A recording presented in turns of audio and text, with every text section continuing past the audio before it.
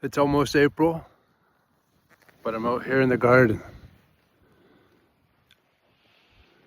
Cleaning it up a bit, taking out some of the weeds, working the land, getting the hands dirty.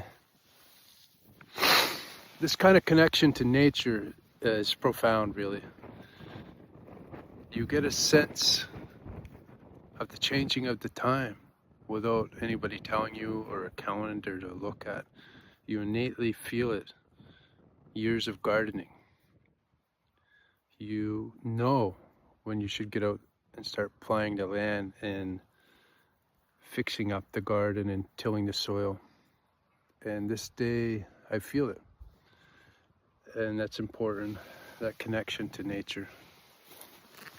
So going to continue along here, basically taking out some of the old weeds for now, and then as the wheel keeps turning and the seasons change and spring comes, we'll do more work and get more ready for planting.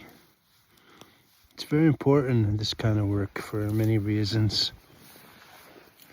But another one is a little bit of self-sufficiency. Groceries are not getting any cheaper. So the more you can grow for your family, the better.